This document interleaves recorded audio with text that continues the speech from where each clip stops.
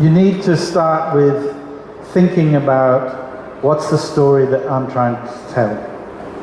You need to think about all the elements in the display.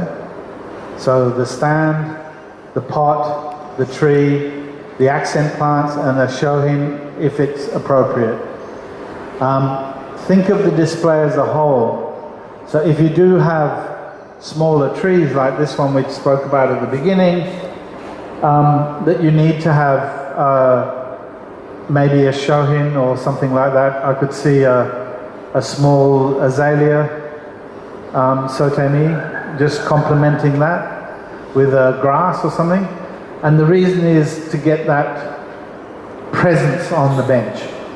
If it doesn't have that and it sits next to another bigger tree, then the attention is drawn to the bigger tree. You only need to concern yourself with your tree and how it looks. We spoke about the stands, and pale stands are okay, but as long as you are not distracting from the tree. And there's no doubt you lose the tree because of the color of the stand. Yeah.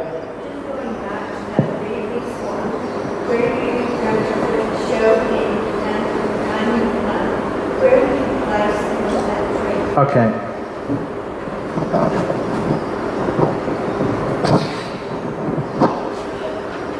So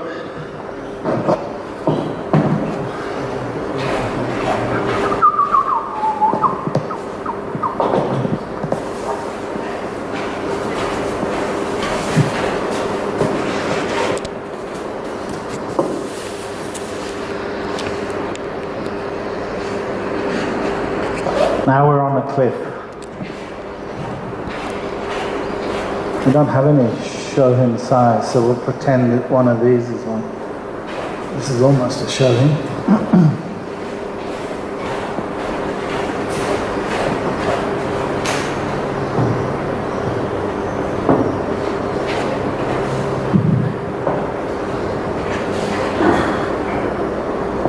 I'd have these on wooden discs. This a wooden stand. When you set them up, they should look at each other because it's a composition. Immediately you turn that the other way, it's not. This is not part of it. Okay? So it's a composition that's made up of the tree, the shohin, and the accent plant, and the three together. Can you see? Imagine that has a wooden riser and that's on a stand. You see the presence that has now? Yeah? If I take that away, what happens? It's just this thing, right? You bring back in the tree and suddenly you've got a composition. And now we're talking a story of the three elements. So whenever you have a smaller tree, think of it in terms of the whole display. Some of these big ones don't need a heck of a lot. I would probably recommend some accent plants, that's all. This one you could put on just a wooden plate. Sometimes I've seen stone used. The thing with stone is it's really heavy, and I don't mean weight. It gives a presence of heaviness on it.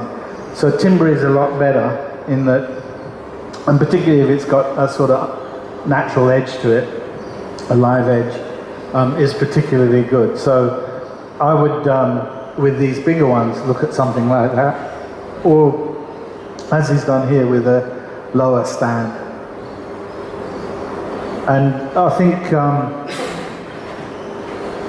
with this one,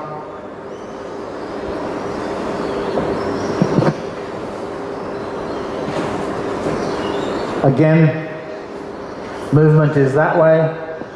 You could do that as well. It just is more, not quite the right one for that, but we've got this creativity with the red rock.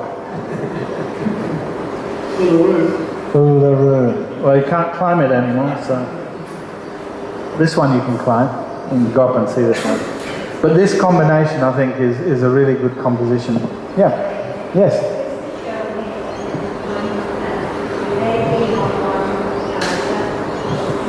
Two separate ones. You can have them on one. Some people use the little figurines as well instead of the accent plant, but it does look better if they're on separate ones. And you can get them, they're really small now and they look really nice.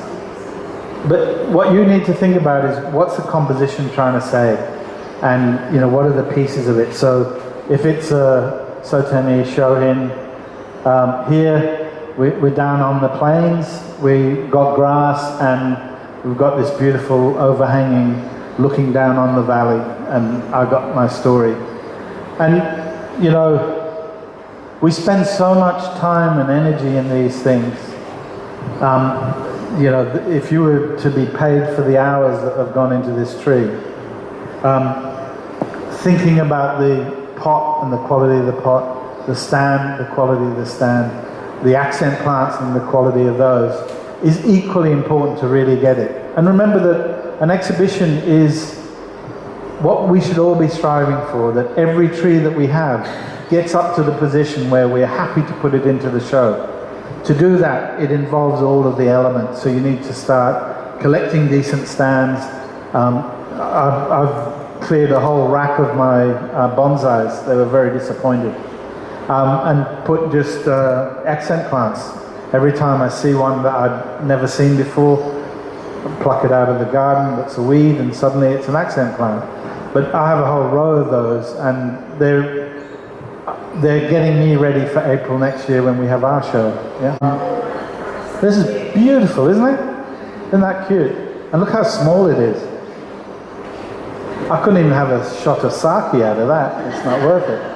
But I would be looking for more of a sort of deserty kind of thing. I'm just trying to think here what I would use it for. These are all river. No. No. Nothing here that I can see I would use that for right now. You could use just the feature here of the colours to make it, but I can't think of a story where this makes sense, that this type of tree would be good for. If you had one of those big, yeah, something like that. Yeah. Start that discussion. Yeah. I can tell all the touch points you guys have. Something like this, it's an orchid, so it could go with any tropical stuff, so that would be interesting, and maybe you could use that with that. Grasses are always easy. Thought I put it down funny. I love this little one here. It's cute, isn't it? I mean, it has a big presence, but because of its fineness, it's just light. And again, yeah, you could. I would go with. Trouble is the colours are too similar, I think. Maybe if you had a white one or something like that, it'd be a nice complement for that. Yeah. I am no expert at these, but certainly as I've strived to improve my skills in bonsai, this is an area that is definitely part of it, as is presenting. And to me, an exhibition is the chance to say, my tree is now ready. I have got it to where it needs to be. And a lot of the critic that I did on these is really about their future and what they could be in 2022, because that's really important, right? We've got to get half the collection in there. But you can see, how long have you had this on? 7 years. 7 years. So if we're looking at 2022, you've got plenty of time. But you can see how this one could develop so much more in that time. It's still a beautiful tree today. The curves in the trunk has set some really good bones for the future. I do think it's quite remarkable, and that goes for most of them. There are some that are really good. And taking Gwen's lesson on how she's got that very tight ramification we learn from everyone, and I think that's something that is really worth understanding. I don't think I looked at mine from underneath enough, so I will do that now, Gwen. Okay? Yes, sir. That's really interesting, very helpful, but you've created a bit of a predicament, and I think some concerns from management and exhibitors. 60% of these trees you want raised up, so there's going to be a collection of beer cases and shoe boxes. And what's your resolution? And also with your accessories. I wish I sold stands, is my resolution. You're adding space to every... Yeah. I think you can use like a coloured box or something to raise them up. I mean, this looks fine, doesn't it? I would just do that. It's more important that they can enjoy the tree than this be the perfect solution in the We stand. are considerate of your back, that's one thing. Hey? We're considerate of your back problem. Oh, thank you. Yeah, I think this kind of solution is very easy. There's Hebel bricks and all kinds of things you can use that you could add some texture and so on. In the short term, if you don't have a stand, there's still a week to make one. Keith, my rock is sitting on Hebel if you wanted to. Okay. So, right. So look at that. And you can get that in any size that you want, and they cut it.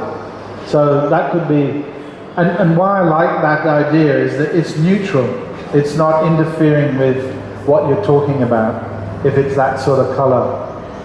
It's not trying to fight with the tree. It picks up the moss beautifully if you have it with all the trees. Yeah. Yeah? Okay. So don't leave it outside. But for a stand in the short term, I think that's really simple to do and not expensive either. So, but gee, it makes a difference to the tree. You compare that to having it down there. It's just not happening, is it? Even with this stand, which is very nice, it's just not the same. So I'd rather go for something white like that and have it gone. Any other questions?